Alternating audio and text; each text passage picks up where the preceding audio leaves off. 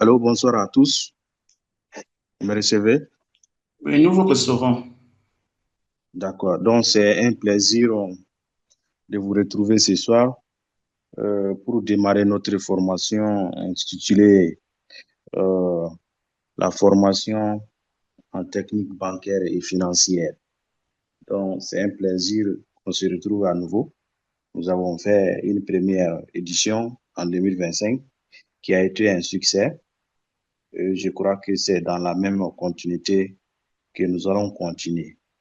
Donc, je me présente Emmanuel Koulibaly.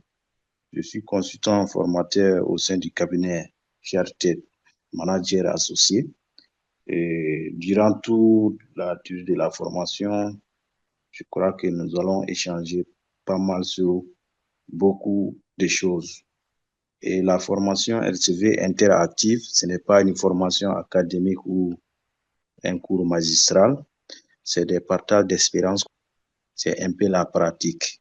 Ce que nous avons pratiqué dans les domaines bancaires, c'est ce que nous allons partager avec tout au long de la formation. Donc, arrêtez-moi si vous avez des questions. N'ayez pas honte, puisque la connaissance, c'est ça. C'est de donner et de recevoir. Et c'est ça ma philosophie de la connaissance. Donc, sur ce, on va euh, dire que la formation a démarré. Mais aujourd'hui, on va parler un peu du programme de la formation et vous montrer un peu réellement les objectifs, du public cible, le contenu un peu du programme pour que vous ayez déjà une idée de ce qui vous attend tout au long de cette formation. Donc, nous allons démarrer aujourd'hui avec un peu les objectifs de la formation. Donc, les objectifs de la formation. À l'issue de la formation, les participants auront acquis les compétences suivantes. Donc, les premières compétences, ce sont les compétences techniques.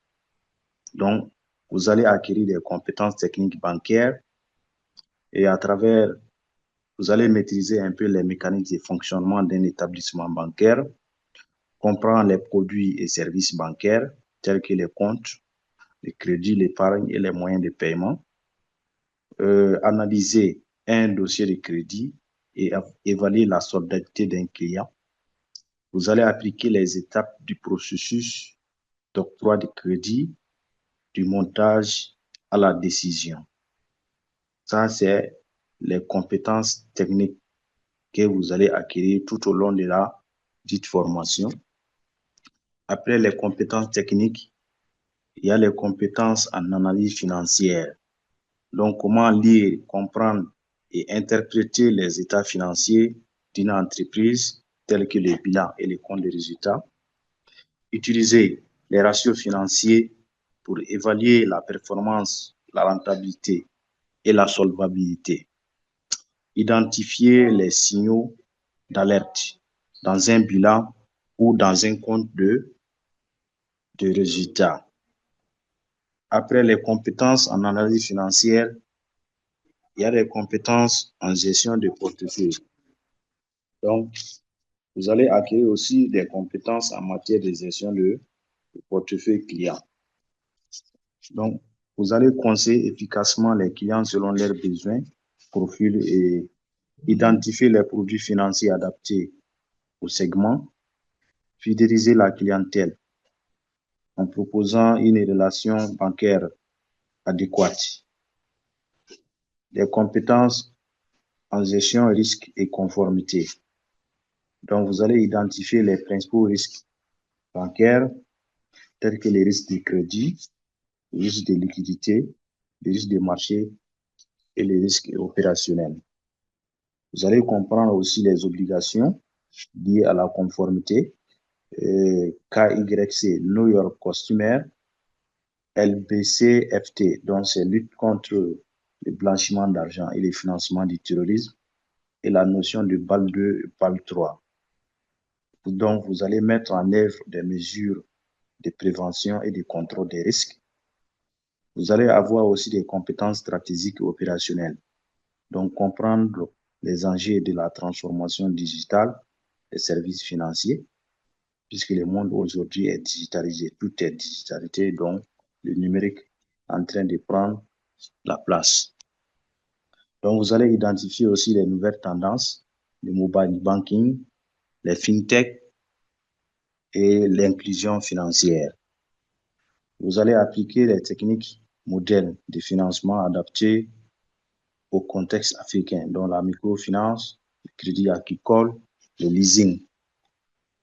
Vous avez aussi apprendre des compétences transversales, donc renforcer sa capacité d'analyse critique et de prise de décision, améliorer la communication professionnelle dans un cadre bancaire, travailler en équipe autour comme les projets financiers ou des solutions de crédit.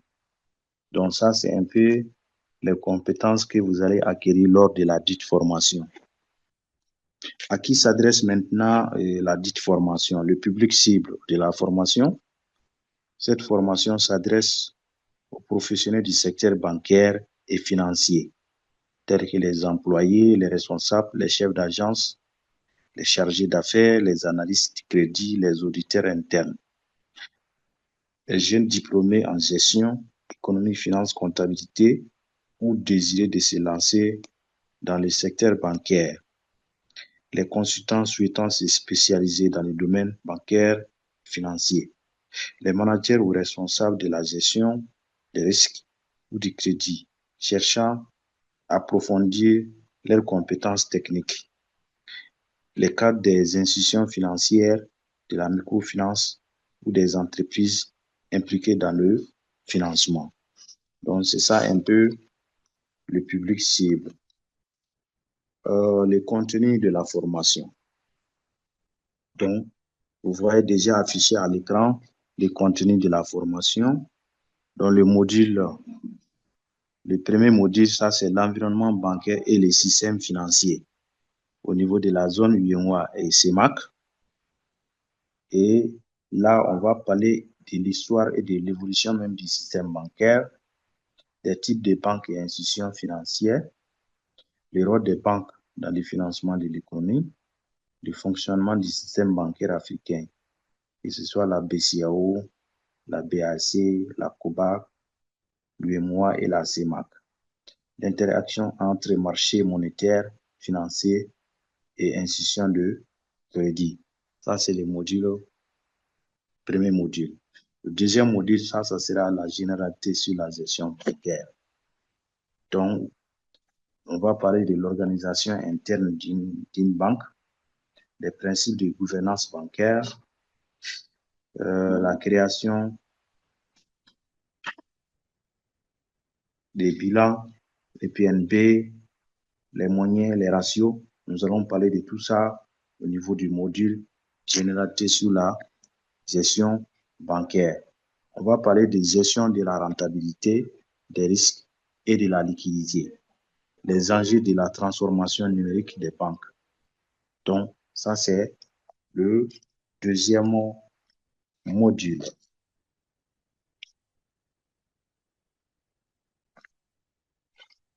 Troisième module, nous allons parler un peu de la maîtrise des produits et services bancaires et financiers.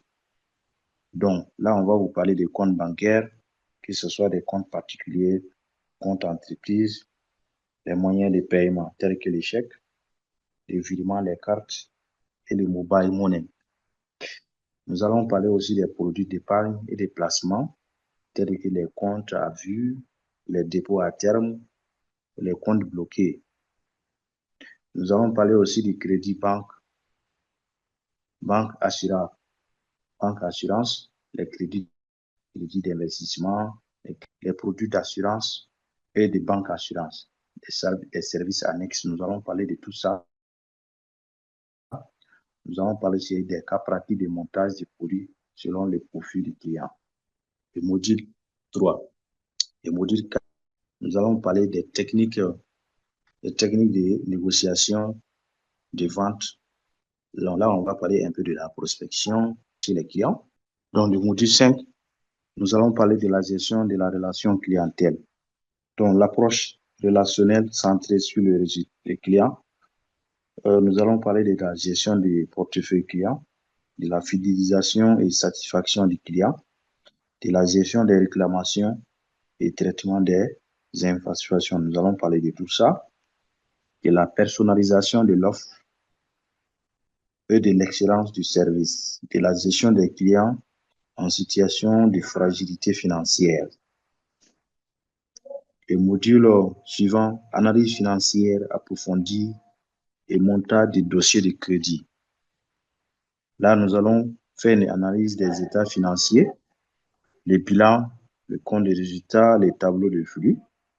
Nous allons faire l'analyse de l'équilibre financier, l'analyse par les ratios financiers et des scoring bancaires, et la lecture des états financiers, l'analyse de l'activité et de la croissance et l'appréciation des performances de l'entreprise, la rédaction du rapport d'analyse de crédit, la structuration d'un dossier de crédit et l'étude des dossiers réels et d'analyse financière. Le module suivant, ça c'est pratique bancaire des sûretés et garanties, donc de la constitution à la réalisation. Donc, nous allons parler des typologies de sûretés, les hypothèques, les gages, les nantissements et les cautions. La constitution, l'enrichissement et les leviers de garantie, la sécurisation des engagements bancaires, la réalisation des garanties et l'étude des cas de mise en œuvre judiciaire ou amiable. Donc, on va parler des pratiques documentaires, les actes, les contrats et les mains levées. Le module technique de management du crédit et du recouvrement. Donc, on va parler du cycle de vie du crédit, de la prévention des impayés et les scoring crédit, le suivi des échéances et la gestion des retards, les stratégies de relance, amiable, contentieux, judiciaire. Dans le recouvrement dans l'espace WADA, les banquiers face aux entreprises en difficulté. Le module de réglementation, conformité et déontologie bancaire. Là, nous allons parler un peu de tout ce qui est la connaissance du client, du blanchiment d'argent, du financement du terrorisme,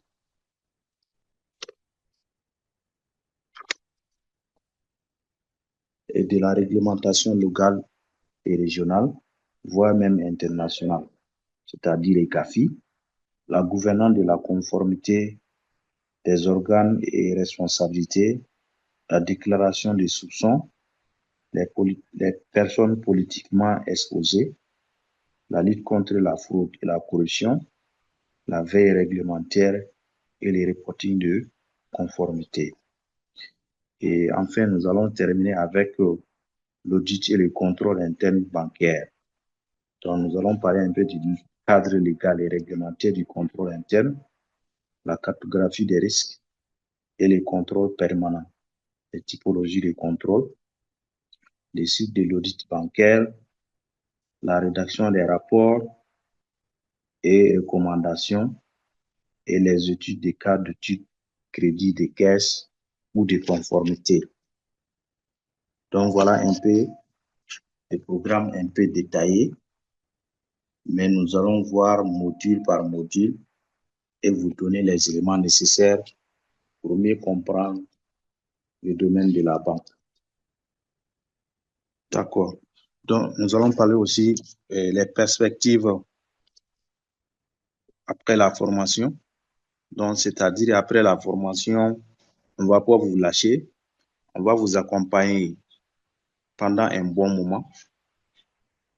Donc, même après la formation, vous serez coaché. On va rester votre mentor. Et en cas d'opportunité aussi, vous serez notre priorité. Donc, c'est pour vous dire que même après cette formation, nous allons rester en contact et nous allons communiquer à travers les liens que le cabinet a mis à notre disposition. Donc, ça peut être par email, ça peut être par WhatsApp. Donc, c'est pour vous rassurer que même après la formation, vous restez toujours dans notre réseau et nous allons vous accompagner jusqu'à votre satisfaction. Donc, voilà un peu, grosso modo, et les objectifs du programme sur les techniques bancaires, certificat professionnel en technique bancaire et financière. Donc, le premier module, c'est l'environnement bancaire et financier. Donc, on comprend le rôle et la structure et le fonctionnement du système bancaire. Donc, dans ce module, les objectifs, on le suit. De ce module, les participants seront capables de comprendre la structure du système financier moderne, identifier les différents types d'établissements financiers, analyser le rôle de la Banque centrale, situer l'environnement bancaire africain, UEMOA, CEMAC, Afrique du Nord, etc. Donc, le système bancaire constitue l'ossature du système financier moderne. Il joue un rôle central dans la mobilisation de l'épargne, l'allocation optimale des ressources, la transformation des maturités et la stabilité macroéconomique. Dans les économies africaines, notamment celles de la zone CEMAC et UEMOA, le secteur bancaire demeure le principal canal de financement de l'économie réelle en raison de la relative faible profondeur des marchés financiers. Donc, vous voyez, on veut vous dire que dans les marchés de l'UEMOA et de la CEMAC, le marché financier n'est pas trop connu. Alors que c'est sur ces marchés-là, il y a de l'argent qui est en train de dormir, puisque généralement, les entreprises qui sont cotées, généralement, ce sont des actions où il faut acheter des obligations où l'État peut aller s'endetter, compléter son budget. Mais malheureusement, beaucoup de gens ne comprennent pas ce système. Mais petit à petit, nous, on va vous démystifier un peu ce que c'est que ces systèmes-là et vous faire comprendre que réellement, il y a de l'argent sur le marché financier. Voilà, il y a quelqu'un qui voulait savoir s'ils pourront avoir les sports. Donc, nous avons créé un groupe WhatsApp et je crois que lorsque vous serez intégré, on va vous partager les sports. Donc, pour les sports, ne vous en faites pas. Vous aurez les sports de formation. C'est votre droit. Donc, premièrement, le rôle du système financier dans l'économie. Définition et rôle du système financier. Donc, le système financier peut être défini comme l'ensemble des institutions, marchés et instruments et mécanismes permettant la circulation des flux financiers entre les agents excédentaires et les agents déficitaires. Donc, vous voyez ce qu'on a défini ici comme les systèmes financiers. Donc, dans une économie moderne, les systèmes financiers remplissent 5 fonctions essentielles. Voilà. Donc, il y a les DG qui signalent déjà que le module 1 est déjà disponible sur le groupe WhatsApp. Donc, après les cours, vous pouvez aller télécharger, faites des lectures et si vous n'avez pas compris quelque part, vous allez poser des questions aussi sur le groupe WhatsApp. Donc, on va continuer. Dans la définition du système financier. OK. On a déjà défini le système financier, on a dit c'est l'ensemble des institutions, voilà, des établissements qui permet à une économie de fonctionner où il y a des gens qui ont de l'argent et il y a d'autres qui en ont besoin. Et c'est sur ce marché-là que ça va se jouer. Ceux qui en ont besoin, on va les emprunter, moyennant peut-être des intérêts. Donc voilà un peu ce que c'est que les systèmes financiers, l'ensemble des institutions des marchés, instruments et mécanismes permettant la circulation des flux financiers entre les agents économiques excédentaires et les agents déficitaires. Voilà. Donc, dans une économie moderne, les systèmes financiers remplissent 5 fonctions essentielles et nous allons voir ces 5 fonctions. Donc, premièrement, on parle de l'intermédiation financière. Donc, qu'est-ce que c'est que l'intermédiation financière selon vous? Quand on parle d'intermédiation financière, qu'est-ce qui vient dans vous? Ce que vous pensez. Quelqu'un peut me répondre avant de poursuivre? Il ne faut pas que moi seul je parle, il faut de l'interaction dans les cours et c'est ça qui rend un peu le cours plus encore intéressant. et ça motive un peu le formateur aussi. Intermédiation financière. Quelqu'un peut me donner une idée?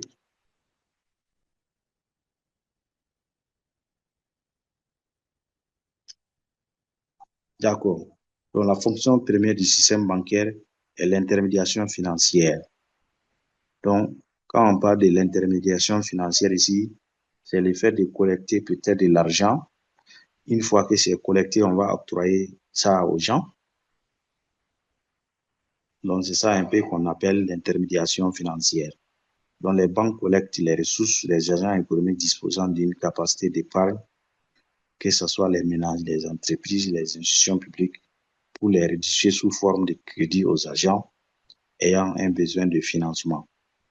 Donc, c'est ça un peu qu'on appelle l'intermédiation financière. Donc, c'est un système qui permet non seulement de collecter de l'épargne et ensuite de distribuer ça sous forme de crédit. Donc, c'est ça qu'on appelle l'intermédiation financière. Donc, ce mécanisme permet la mobilisation de l'épargne nationale, le financement de l'investissement, la stimulation de la croissance économique. Donc, vous voyez le rôle de l'intermédiation financière. Ensuite, et la transformation des échéances. Donc, les banques empruntent à court terme et prêtent à moyen terme. Donc, voilà un peu ce qui se passe. Donc, on emprunte de l'argent. Ensuite, on va récupérer cet argent. Et ensuite, c'est un cycle qui continue. Ça ne s'arrête pas. Donc, c'est ça un peu la transformation des échéances. Les banques empruntent à court terme, dépôt à vue. Donc, ce sont les épargnes des clients. Donc, c'est ça que, généralement, les banques peut-être vont donner sous forme de prêts et les prêts aussi ont des échéances. Donc, ces échéances, ça peut être une année, ça peut être 2 ans, 3 ans, 5 ans, 10 ans. Voilà. Donc, c'est ce qu'on veut vous dire ici. Donc, cette transformation constitue une source majeure de rentabilité, mais également des risques de liquidité. Donc, vous voyez, il se peut que l'argent qu'on emprunte à certains, l'argent là ne soit pas payé comme il se doit. Et ça peut causer un problème de rentabilité ou même un risque de liquidité pour la banque. La gestion des risques. Donc, le système financier permet la mutualisation et la diversification des risques via les assurances, les marchés de capitaux et les instruments dérivés. Donc, en matière de gestion des risques, la banque peut faire une mutualisation où il peut diversifier ou même transférer ou même, atténuer les risques. Donc, chaque prêt qu'on accorde, il y a une assurance derrière. Tous les prêts sont assurés au niveau de la banque. Et en cas de décès du client, maintenant, l'assurance va couvrir le reste de l'argent qui n'a pas été remboursé. Donc, généralement, c'est un contrat qui dit les banques et ça dépend d'une banque à une autre. Donc, souvent, c'est l'encours récent qui est remboursé. Dans d'autres banques, c'est le capital totalement qui est remboursé. Donc, ça dépend de la politique de chaque institution financière ou de chaque banque. Donc, la création monétaire. Donc, c'est pour vous dire que c'est au niveau de la banque, on peut aussi faire de la création bancaire. Donc, le fait que vous ouvrez un compte à la banque et qu'on verse de l'argent ou qu'on vous octroie des crédits, ça, c'est déjà une création monétaire. Vous voyez? Donc, c'est ça qu'on veut vous dire ici. La création monétaire. Contrairement à une idée reçue, la monnaie n'est pas uniquement créée par la Banque centrale. Donc, vous voyez, lorsqu'on parle de création monétaire, on pense vraiment à la BCAO. La BCAO n'est pas le seul qui fait la création monétaire. Même les banques commerciales participent à la création monétaire par les mécanismes de crédit. Donc, c'est ce que j'expliquais. Le fait que vous avez demandé un prêt à la banque, on vous octroie ces prêts. Mais bien avant de vous octroyer ces prêts-là, vous devez ouvrir un compte à la banque et c'est sur le compte-là qu'on va verser l'argent. Et dès que vous ouvrez un compte à la banque, déjà, on peut parler de création monétaire. Puisque vous venez verser de l'argent, vous déposez, vous faites des retraits, et voilà, on est dans la création monétaire comme ça. Maintenant, la banque centrale, c'est lui qui est la banque des banques, et l'argent qu'on doit injecter dans l'économie, c'est la BCEAO qui décide quelle quantité d'argent il faut injecter dans l'économie pour faire circuler, quelle quantité il faut, voilà. Donc, c'est la BCEAO qui s'occupe un peu de ça. Donc, c'est la banque des banques en un mot. Donc, ce processus est toutefois encadré par les réserves obligatoires, vous voyez. Donc, chaque banque doit avoir une certaine quantité au niveau de la BCEAO. Parce que les banques centrales, comme je vous ai dit, c'est la banque des banques. Toutes les banques commerciales ont un compte au niveau de la BCEAO. Et sur ce compte-là, il doit respecter certaines réserves obligatoires. Donc, vous allez voir, chaque soir, on doit rapatrier de l'argent. Le matin, il faut aller chercher de l'argent. Donc, c'est ça un peu, on est en train de vous expliquer aussi. Les exigences des fonds propres. Donc, chaque banque doit avoir des fonds propres dans son capital social. C'est une obligation. Donc, c'est souvent un pourcentage qu'on fixe que chaque banque doit avoir. Donc, souvent, c'est 10% du capital social. C'est ce qui doit être les fonds propres. Pour pas que ce soit, et voilà, l'argent emprunté ou bien, voilà. En tout cas, la banque doit avoir ses propres fonds. Donc, c'est ça qu'on appelle l'exigence des fonds propres et des contraintes de liquidité. Donc, la capacité de création monétaire dépend donc du cadre prudentiel et de la politique monétaire. Je ne sais pas s'il y a des questions ou s'il y a des zones d'ombre. Des questions?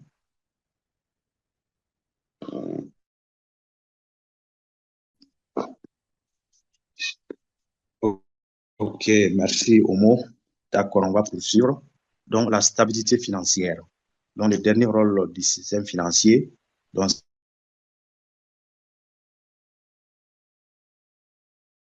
c'est la stabilité même financière, économique.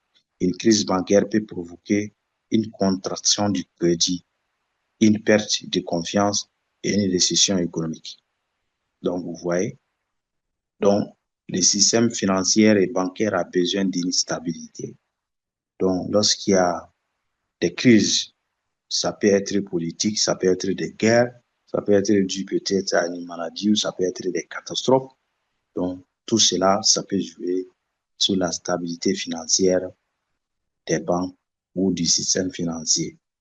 Donc, vous avez vu que la COVID avait mis à terre certaines institutions, mais voilà, par la suite, l'État était obligé d'injecter un peu de l'argent pour redresser un peu ces institutions. Mais au sein de la zone UEMOA, ils ont été très résilients face à la COVID-19. Ils ont pris les précautions, les décideurs et les différents responsables. Ils ont joué pleinement leur rôle face à la COVID-19. Donc voilà un peu les 5 fonctions principales d'un système financier. Alors, en grand 2, on va vous parler un peu de l'architecture monétaire en Afrique francophone. Donc, lorsqu'on vous parle de l'Afrique francophone, il s'agit de la zone UEMOA, les 8 pays, et la zone CEMAC, je crois que ce sont les 5 ou 6 pays. Donc, c'est ça un peu l'Afrique francophone. Il y a les Comores qui est à côté. Donc, l'Afrique francophone ne consiste pas un espace monétaire homogène. Donc, c'est pour vous dire que la CEMAC et l'UEMOA, ça veut dire que ce n'est pas des espaces monétaires homogènes. Qu'est-ce qu'on veut dire par là? C'est-à-dire que l'argent qui circule au niveau de l'UEMOA, c'est pas la même qui circule au niveau de la CEMAC. Vous voyez, c'est le franc CFA, mais c'est pas le même biais en fait. Je sais pas si on me comprend ici, c'est ce qu'on veut dire ici. Donc, les unions monétaires CEMAC et UEMOA, les États à monnaie nationale indépendante. Donc, nous avons la Guinée, la République démocratique du Congo, le Burundi, les pays d'Afrique du Nord. Vous avez Maroc, vous avez l'Algérie, la Tunisie, il y a la Mauritanie. Donc, cette diversité influence profondément l'organisation bancaire, la politique monétaire et la stabilité financière. Donc, vous voyez encore, l'idéal, c'est d'harmoniser tous ces monnaies. Ça veut dire avoir la même monnaie comme la zone euro ou comme les dollars. Mais malheureusement, ce n'est pas le cas. Donc, les unions monétaires, moteurs d'intégration régionale. Donc, on va parler un peu de la zone CEMAC. Donc, quand on parle de la zone CEMAC, on parle de la BAC, Banque centrale des États de l'Afrique centrale, qui regroupe un peu le Gabon, Cameroun, Congo, Tchad, République centrafricaine, Guinée équatoriale. Donc, voilà un peu les États membres de la zone CEMAC. Cameroun, Gabon, Congo, Tchad, République centrafricaine, Guinée équatoriale. Donc, l'organisation, il repose sur une banque centrale, donc qui émet les francs CFA, et vous voyez que c'est XAF. Donc, il fixe les taux directeurs, il gère les réserves d'échange, il supervise indirectement les systèmes bancaires via la commission bancaire. Donc, COBAC, c'est la commission bancaire de l'Afrique centrale. Donc, des questions?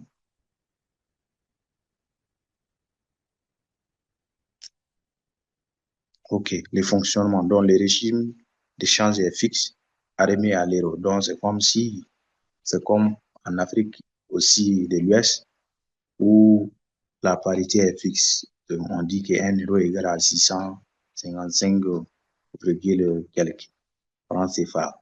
Donc, voilà, donc on parle de parité fixe. Mais il y a d'autres régimes où la parité est flottante, ça veut dire ça varie, tel que le cas du dollar. Donc, les avantages de ce régime-là, il y a la stabilité monétaire, il y a une faible inflation structurelle, il y a une confiance internationale accrue. Donc, chaque système a ses avantages et ses inconvénients. Maintenant, on parle des limites où il faut une absence d'autonomie monétaire, puisqu'il n'y a pas d'autonomie en un mot, puisqu'on est lié à l'euro et ça nous bloque. C'est un frein vraiment pour les pays de la zone francophone. Difficulté d'ajustement en cas de choc asymétrique. Donc, vous voyez, en cas de problème au niveau de la zone euro, ça va se répercuter dans ces pays-là, puisque nous, on est lié à l'euro. Et vous trouvez ça normal? Selon vous, est-ce que c'est normal? Chers étudiants, est-ce que cela est normal?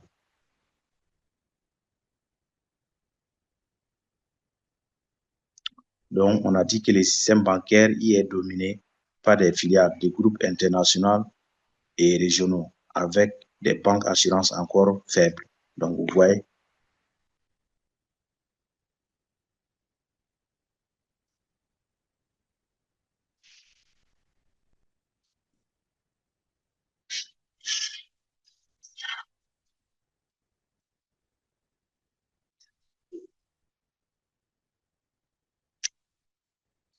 Donc, quelqu'un me dit que c'est pas normal. Donc, il faut tout faire pour sortir de ça.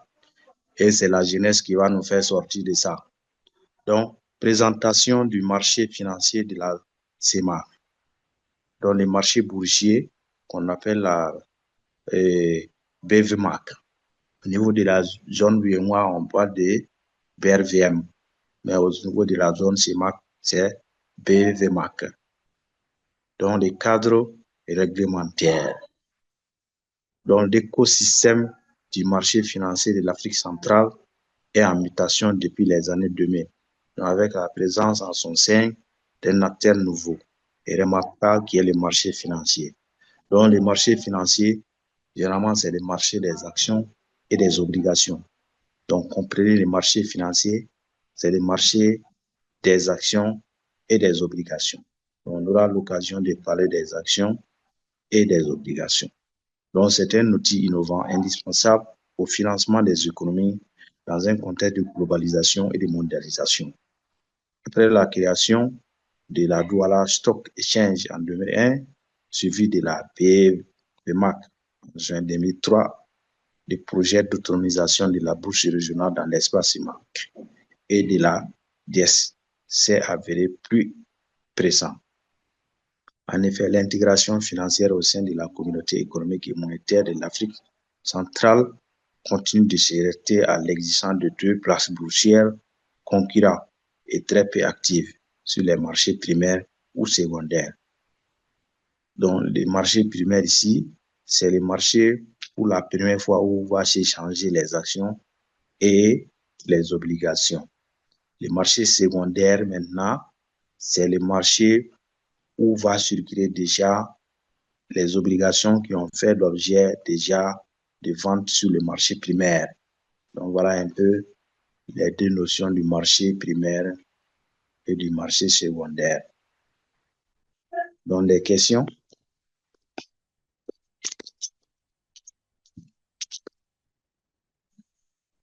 Il n'y a pas de questions? Donc, pour lever ces verrous, la CIMAC a entamé des projets d'harmonisation de la place financière de la CIMAC à travers l'article 1 du règlement numéro 2003-06 portant organisation, fonctionnement et surveillance du marché financier de l'Afrique centrale. Donc, vous voyez, pour corriger certains problèmes-là, ils ont harmonisé pour mettre en place un seul marché qui va permettre au niveau de la zone CIMAC d'être plus efficace. Voilà un peu ce qu'on veut dire par là, par rapport aux explications. Donc, je ne sais pas s'il y a des questions, s'il y a des zones d'ombre avant de poursuivre.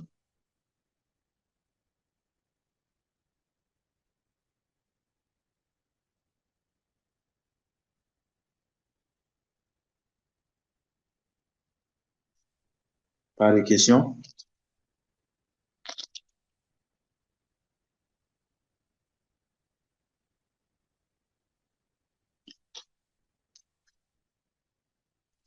D'accord. Donc, on va poursuivre.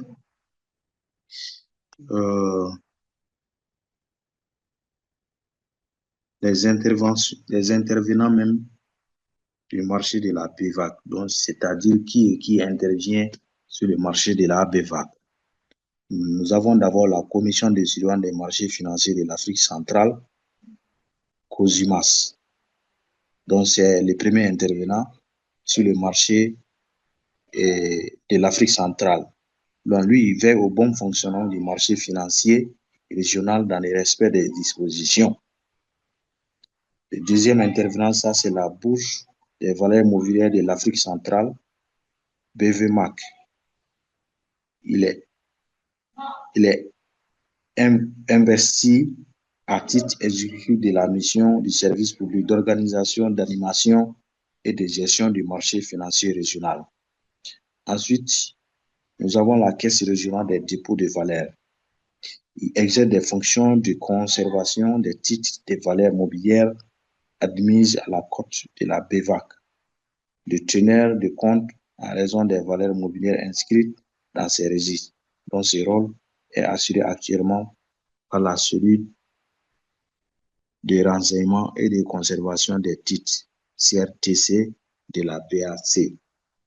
Donc, vous voyez que dans ce marché aussi, c'est bien structuré. Les interventions sont bien structurées. Question?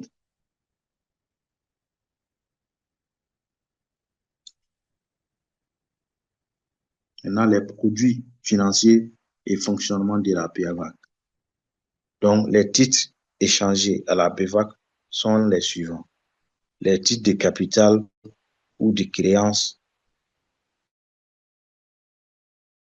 émis par une société anonyme.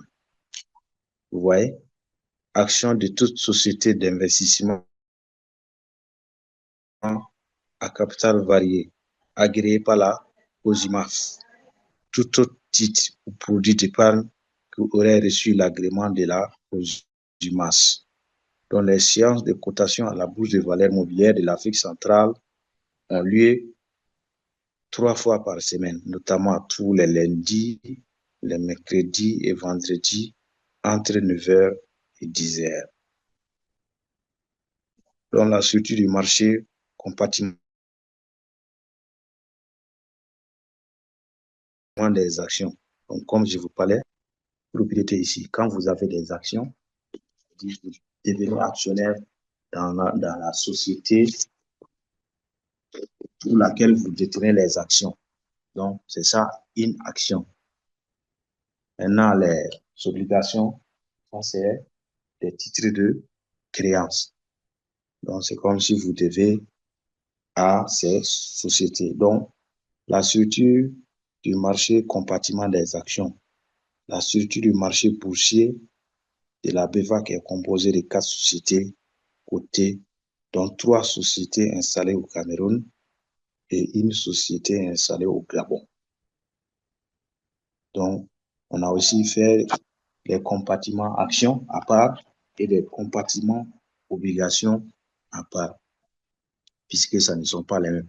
Dans les sociétés cotées, nous avons la Société des eaux minérales du Cameroun, la Société africaine forestière et agricole du Cameroun, la Société camerounaise de Palmarais et la Société d'investissement pour l'agriculture tropicale du Gabon. Ça, c'est les sociétés qui sont cotées actions au niveau de la zone CEMAC.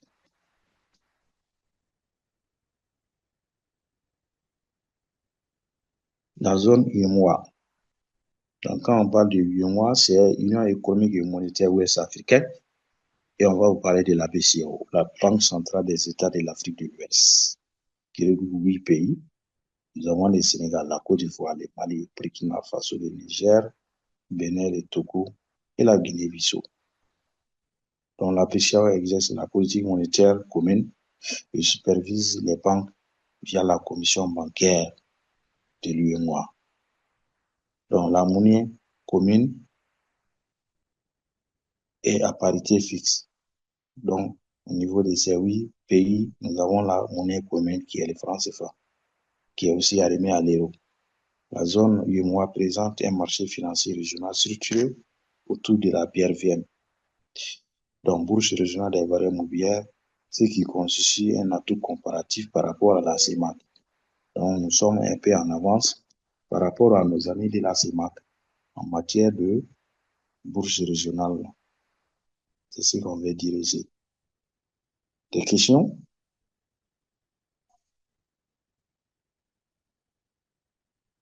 Donc, on va continuer parce qu'il n'y a pas de questions au niveau du chat.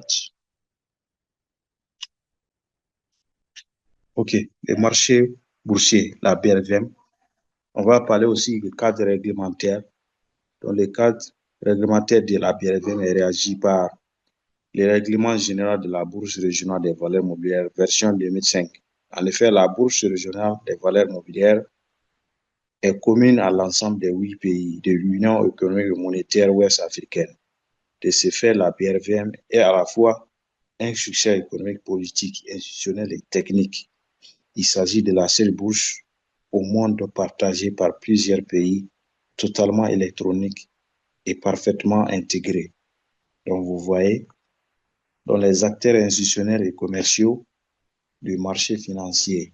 Donc, les acteurs du marché financier sont les structures centrales du marché, c'est-à-dire les acteurs institutionnels du marché, sont la Bourse régionale des valeurs mobilières et les dépositaires centrales, banques de règlement, les intervenants commerciaux. Nous avons les sociétés de gestion et d'intermédiation. Donc, généralement, lorsque vous voulez ouvrir un compte titre au niveau du marché, donc vous allez passer par les sociétés d'intermédiation et de gestion pour ouvrir votre compte. Ensuite, maintenant, vous pouvez souscrire maintenant aux actions et aux obligations et faire vos affaires sur le marché financier. Donc ensuite, après les sociétés de gestion et d'intermédiation, nous avons les banques, teneurs de compte et conservateurs. Nous avons les sociétés de gestion de patrimoine, nous avons les sociétés de gestion d'organismes de placement collectif, les organismes de placement collectif OPC, les conseils en investissement boursier, les apporteurs d'affaires et les démarcheurs. Donc, vous voyez que c'est un peu mieux structuré que celui de la banque et celui de l'Afrique centrale. Donc, les produits sur la BRVM, donc les titres ou produits négociés sur la BRVM sont préalablement soumis à l'approbation de la CRP-FM, autorité du marché. Donc, c'est l'autorité qui réglemente un peu les marchés financiers. Donc, on distingue trois types de produits. Nous avons les actions, les obligations et les droits. Donc, on dit qu'on distingue deux catégories d'actions émises par la BRVM, les actions ordinaires et les actions privilégiées. Donc, au premier sont attachés un droit de vote, un droit au dividende et un droit à l'information. En revanche, les secondes actions présentent les avantages de vote, droit de vote doux ou des avantages dans la répartition des bénéfices. Les obligations sont des titres de créances émis par les collectivités du secteur privé ou public. Elles peuvent être des obligations classiques à taux fixe ou variable ou des obligations à taux révisables. Les droits de souscription confèrent à un actionnaire ordinaire le droit d'acheter de nouvelles actions à un prix fixé à l'avance. Donc, voilà un peu les produits. Retenez qu'il y a les actions, les obligations et les droits. Et on a fait une distinction entre obligations, actions et droits. Dans la structure du marché, la BRVM est constituée de deux compartiments, de titres de capitaux, dont on a les actions, et un compartiment de titres de créances, les obligations. Donc, compartiment action, nous avons le compartiment action est composé de l'indice BRVM 101 et la BRVM composité 2. Il s'agit de 46 valeurs cotées et regroupées en 7 secteurs. Il y a le compartiment obligations. Le compartiment est composé de 65 titres obligataires d'État, 12 obligations régionales, 6 obligations privées et 3 sous-couches et titres assimilés. Donc, voilà un peu comment est structuré le marché de la BRVM au sein de l'UEMOA. Bon, avec la permission du directeur général, vu que c'est le premier jour, je crois que peut-être, pour ne pas trop vous bousculer, je préfère qu'on s'arrête ici. Et déjà, on va vous partager le module sur le groupe WhatsApp. Prenez le temps de lire et poser des questions avant la deuxième séance. S'il plaît à Dieu, on va se voir le vendredi prochain pour poursuivre avec notre cours concernant l'environnement bancaire et les systèmes financiers. Donc, avec la permission du directeur général, on va s'arrêter ici aujourd'hui et on va continuer le vendredi, s'il plaît à Dieu. Donc, d'ici là, portez-vous bien et bien des choses à vos familles respectives.